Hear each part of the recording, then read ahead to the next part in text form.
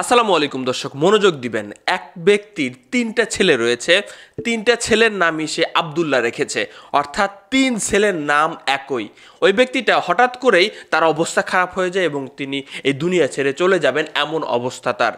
তিনি শেষ সময়ে কিছু কথা বলে গেছেন যে আব্দুল্লাহ আমার সম্পত্তির ভাগ পাবে, আব্দুল্লাহ আমার সম্পত্তির ভাগ পাবে, আব্দুল্লাহ আমার সম্পত্তির ভাগ পাবে না, সে শুধুমাত্র চলার জন্য যা প্রয়োজন ততটুকু পাবে। এই কথা বলার পরে সেই দুনিয়া থেকে চলে গেলেন, দুনিয়ার মায়া ত্যাগ করে চলে গেলেন।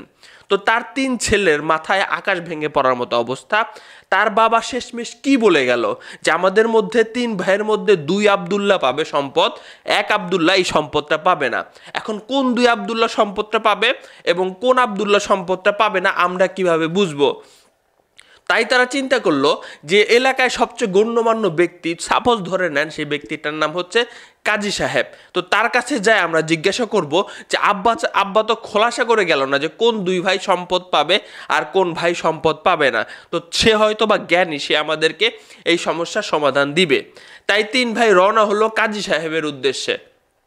রাস্তার মাঝখানে একজন ব্যক্তি এসে তাদেরকে জিজ্ঞাসা করলো যে আমার একটি উট হারিয়ে গেছে, তোমরা কি কেউ দেখেছো? প্লিজ বলো। তখন তিন ভাইয়ের মধ্যে একজন বলে, আপনার উট কি এক চোখে দেখে আরেকটা চোখ কানা? তখন ওই উটের মালিক বলে, হ্যাঁ তুমি ঠিক বলেছ, আমার যে উটটা হারিয়ে গেছে সেই উটটার একটা চোখ কানা। দ্বিতীয় ভাই বলল যে আপনার উটটা কি খোঁড়া? উটের মালিক বলল, হ্যাঁ তুমিও ঠিক বলেছ, আমার উটটা তো খোঁড়া। তৃতীয় জন বলল যে তোমার উটের কি লেজ কাটা? তো উটের মালিক বলল, হ্যাঁ সব কথা মিলে যাচ্ছে, আমার উটের তো এই তিনটেই সমস্যা রয়েছে, এখন আমার উটটা তোমরা ফেরত দাও বা আমার উটটা কোথায় দেখেছো বলো। তখন তিন ভাই বলে যে আমরা তোমার উট তো দেখি নাই, আমরা তোমার উট তো ফেরত দিতে পারবো না। তখন উটের মালিক ক্ষিপ্ত হয়ে গেল এবং বলল যে তোমাদের এবার মজা দেখাবো, চলো কাজী সাহেবের কাছে বিচার দিব। তখন তিন ভাই বলে, হ্যাঁ চলেন, আমরাও তো কাজী সাহেবের কাছে যাচ্ছি। কাজী সাহেবের কাছে যাওয়ার পরে সেই উটের মালিক কাজী সাহেবের কাছে গিয়ে প্রথমে বিচার দিল যে এরা তিনজন আমার উটের বর্ণনা জানে, অথচ আমার উটটা কোথায় আছে তারা বলছে না, প্লিজ আমার উটটা উদ্ধার করে দেন। কাজী সাহেব তখন তার তিন ভাইকে বলল, তিন ভাইয়ের নামই কিন্তু আব্দুল্লাহ, যে তোমরা যেহেতু উটের সকল বর্ণনা জানো তার মানে উটটা তোমাদের কাছে আছে, তোমরা ফিরিয়ে দাও। তিন ভাই আবারও বলছে আমরা উটটা কোথায় আছে জানি না, সত্যিই জানি না। তখন কাজী সাহেব বলল, তাহলে তোমরা উটের বর্ণনা দিলা কেমনে? তখন প্রথম আব্দুল্লাহ বলল যে আমরা যে রাস্তা দিয়ে যাচ্ছিলাম সেই রাস্তা দিয়ে দেখলাম রাস্তার এক পাশের ঘাস কোনো প্রাণী হয়তো বা খেয়ে ফেলেছে, আরেক পাশের ঘাস সেই রকমই আছে। তাই আমরা ধারণা করলাম হয়তো তার উটটা এক চোখে দেখে বিধায় এক সাইডের ঘাসগুলা খেয়েছে এবং আরেক চোখে দেখে না বিধায় সেই ঘাসগুলা কিন্তু অক্ষত রয়েছে, এই জন্য আমরা এই কথা বলেছি। তো দ্বিতীয় জনকে জিজ্ঞাসা করা হলো, তুমি কিভাবে বুঝলা যে সেই উটটা খোঁড়া ছিল? তখন সে বলল যে স্বভাবতই উট যে দিক দিয়ে যায় সেদিক দিয়ে পায়ের ছাপ পড়ার কথা। আমি দেখলাম যে তিনটা পায়ের ছাপ স্পষ্ট বোঝা যাচ্ছে, আরেকটা পায়ের ছাপ স্পষ্ট বোঝা যাচ্ছে না, কোথাও আছে কোথাও নাই বা কোথাও ছেঁড়া ছেঁড়া ভাব। তাই আমি বলে দিলাম যে হ্যাঁ, তার যে হারানো উটটা এই রাস্তা দিয়ে যেতে পারে এবং সেই উটটার হয়তো বা পা খোঁড়া। তৃতীয় নম্বর আব্দুল্লাহকে জিজ্ঞাসা করলো, তুমি কিভাবে বুঝলা যে সেই উটের লেজ কাটা? তখন তৃতীয় নম্বর আব্দুল্লাহ বলল যে স্বভাবতই উট যখন বিষ্ঠা বা যে কোনো প্রাণী যখন বিষ্ঠা ত্যাগ করে তখন তার লেজটা লড়ে এবং সেই বিষ্ঠাটা এদিক ওদিক ছড়িয়ে ছিটিয়ে থাকে, কিন্তু আমরা যে পথ দিয়ে গেলাম সেখানে দেখলাম যে বিষ্ঠাগুলো একদম স্বাভাবিকভাবে রয়েছে। তার মানে এই তার উটটার হয়তো বা লেজ নাই, এই জন্য সে লেজটা নাড়াতে পারে নাই, এই জন্য বিষ্ঠাটা স্বাভাবিকভাবে ছিল। তখন কাজী সাহেব বুঝে গেল যে এরা তিনজন খুবই জ্ঞানী এবং সেই উটের মালিককে বলল যে বুঝতে পারছেন ব্যাপারটা, এবার আপনি আপনার উটকে ভালো মতো খুঁজুন। এবার এই তিন ভাই তাদের সমস্যা নিয়ে কাজী সাহেবকে বলল যে কাজী সাহেব, বাবা এই দুনিয়া ছেড়ে চলে গেছেন এবং যাওয়ার আগে এইভাবে বলে গেছেন যে আব্দুল্লাহ সম্পদের ভাগ পাবে, আব্দুল্লাহ সম্পদের ভাগ পাবে, আব্দুল্লাহ সম্পদের ভাগ পাবে না, শুধুমাত্র চলার জন্য যা প্রয়োজন ততটুকু পাবে। এখন আমরা কোন দুই ভাই সম্পদের ভাগ পাবো এবং কোন ভাই পাবো না আমরা বুঝতেছি না, কারণ আমাদের তিন ভাইয়ের নাম আমাদের আব্বা একই রেখেছে। তখন কাজী সাহেবেরও মাথায় আকাশ ভেঙে পড়ার মতো অবস্থা।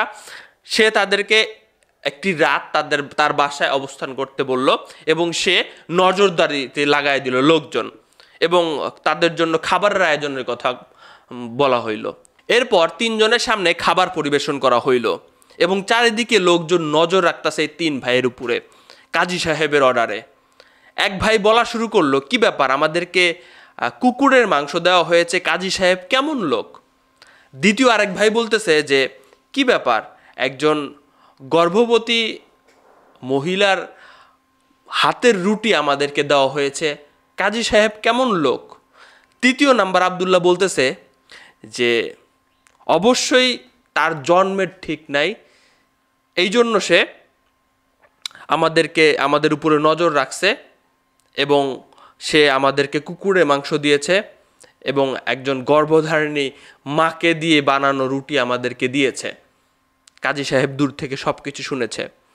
শুনে এসে বলল প্রথম আব্দুল্লাহকে যে কি ব্যাপার আব্দুল্লাহ, তুমি এই কথা কেন বললা যে আমরা তোমাকে কুকুরের মাংস খাইতে দিছি, কেন বললা? তখন প্রথম আব্দুল্লাহ বলল যে স্বভাবতই আমরা উটের বা যেসব গোস্ত খাই সেগুলার মাংসের নিচে চর্বি লেগে থাকে, কিন্তু আপনারা যেটা পরিবেশন করেছেন পুরো মাংসতেই কেমন জানি চর্বি লেগেছিল, এমনকি চর্বির নিচেও মাংস ছিল, তো স্বভাবত এটা কুকুরেরই হতে পারে। তখন কাজী সাহেব দ্রুত বাবুর্চিকে ডাকলো যে কি ব্যাপার, ঘটনা কি সত্য?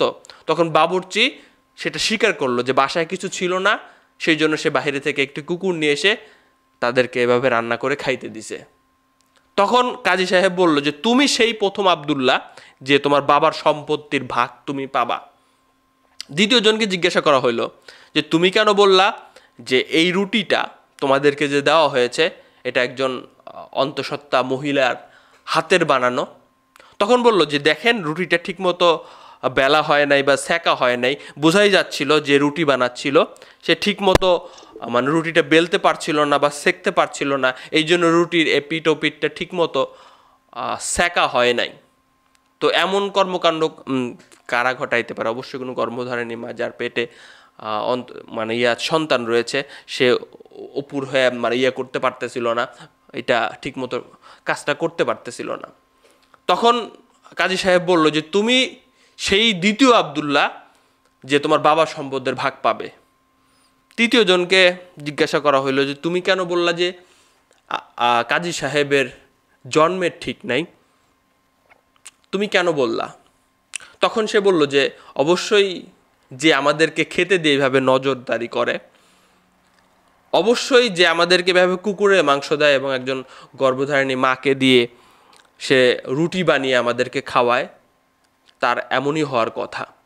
তখন কাজী সাহেব দ্রুত তার মায়ের কাছে গেছে এবং তার মায়েকে জিজ্ঞাসা করেছে যে আসলেও কি আমার জন্মে ঠিক নাই মা? তখন কাজী সাহেবের মা বলে যে হ্যাঁ, ঘটনা সত্য। এখানে ঠিক নাই বলতে ধরেন যে হদিস নাই, বাবা মায়ের হদিস নাই, এটাকে বোঝানো হয়েছে, অন্যভাবে নেবেন না। তখন কাজী সাহেব এসে তৃতীয় নাম্বার আব্দুল্লাহকে বলে যে তুমি সে আব্দুল্লাহ যে তোমার বাবার সম্পদের ভাগ পাবে না। তখন ওই আব্দুল্লাহ বলে যে আমি আপনার নামে বদনাম করলাম, এই জন্য?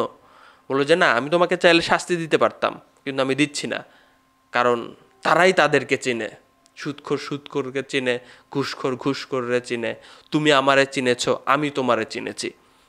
তখন তৃতীয় নাম্বার আব্দুল্লাহ তার মাকে গিয়ে বলল বিষয়টা যে মা, কাজী সাহেব তো এই কথা বলেছে, আসলে কি ঘটনা সত্য? তখন তার মা বলে হ্যাঁ, তোমাকে কে বা কারা রেখে গিয়েছিল, তখন তোমার বাবা সেখান থেকে তোমারে নিয়ে আসছে এবং তিন ভাইয়ের একই নাম রাখছে, তার আব্দুল্লাহ নামটা খুবই পছন্দ ছিল এবং তোমাদের মধ্যে কেউ যাতে বিষয়টা না জানে এই জন্য এতদিন পর্যন্ত বিষয়টা সে খোলাসা করে নাই। তাই তোমার বাবা শেষমেশ এটাই বলে গেছে, ইসলামিক নিয়ম অনুযায়ী তার সন্তানরা সম্পদের ভাগ পাবে এবং তুমি চলার জন্য যা প্রয়োজন সেটা তোমাকে যাতে দেওয়া হয় সেটা তিনি বলে গেছেন, তিনি কোনো ভুল কিছু বলে যান নাই। এটা নাকি আরবের কোনো একটা ফ্যামিলির গল্প, আমি শুনছিলাম একজন বলতেছিল, তো তখন আমি এতটাই মাথায় আমার মানে ক্যাচ করেছে যে গল্পটা হয়তো বা হুবহু আমি বলতে পেরেছি, ভুল ত্রুটি হলে ক্ষমা করে দিবেন।